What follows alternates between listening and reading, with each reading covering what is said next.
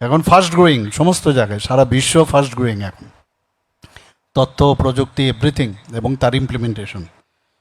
সেই জায়গায় এখানের যে আধুনিকভাবে এবং কার্যকর করার যে উপায় রেখে এবং তথ্যভিত্তিক করে তোলার জন্য এই যে ডাটা সেন্টার, আমার মনে হয় একটা যুগান্তকারী পদক্ষেপ।